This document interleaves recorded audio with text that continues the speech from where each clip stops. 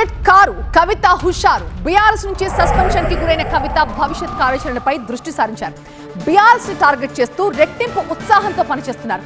సామాజిక తెలంగాణ సాధనే తన లక్ష్యం అంటున్నారు కవిత. బీఆర్ఎస్ రాంగ్ అంటే కవిత రైట్ అంటున్నారు. బీఆర్ఎస్ వ్యతిరేకించే నిర్ణయాలను కవిత స్వాగతిస్తున్నారు. మొన్నటికి మొన్న బీసీ రిజర్వేషన్ల ఆర్డినెన్స్ ను బీఆర్ఎస్ వ్యతిరేకిస్తే రిజర్వేషన్ల విజయం తమదే అని సంబరాలు చేసుకున్నారు. ఇప్పుడు ఉపరాష్ట్రపతి ఎన్నికల విషయంలోనూ బీఆర్ఎస్ పై ప్రాంతీయ బాణం వదిలారు కవిత. ఉపరాష్ట్రపతి ఎన్నికలను బీఆర్ఎస్ బహిష్కరించగా కవిత తెలుగు వ్యక్తికి పార్టీలకు అతీతంగా ఓటేసి ఉండాల్సిందన్నారు.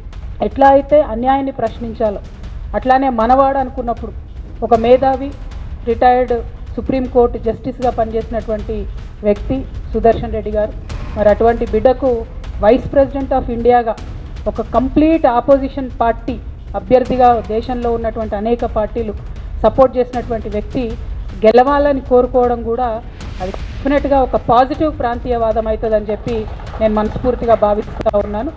భవిష్యత్తు కార్యాచరణ రూపొందిస్తున్నామన్నారు కవిత. ఫ్యూచర్ ప్లాన్స్ పై త్వరలో ప్రకటన చేస్తామన్నారు.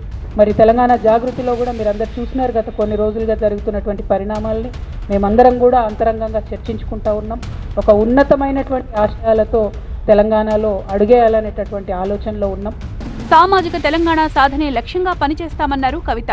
సాధించుకున్నటువంటి భౌగోళిక తెలంగాణలో సామాజిక తెలంగాణ సాధించే వరకు కూడా తెలంగాణ జాగృతి కార్యకర్తలు విశ్రమించారు. మరి తెలంగాణ సామాజిక తెలంగాణ సాధించాలంటే అన్ని వర్గాలకు సరైనటువంటి అవకాశం వచ్చే విధంగా, అన్ని వర్గాలకు సరైనటువంటి స్వేచ్ఛ వచ్చే విధంగా, అన్ని వర్గాలకు సమున్నతమైనటువంటి సంపద వచ్చే విధంగా తెలంగాణ జాగృతి కృషి చేస్తుందని ఈ సందర్భంగా తెలియజేస్తూ ఉన్నాను. తెలంగాణ జాగృతి నుండి మేము లెఫ్ట్ టు రైట్ ప్రతి ఒక్కరిని కలుస్తాం, మేధావులందరినీ కలుస్తాం, కవులు రచయితలందరినీ కలుస్తాం, వారి యొక్క ఒపీనియన్స్ తీసుకుంటాం.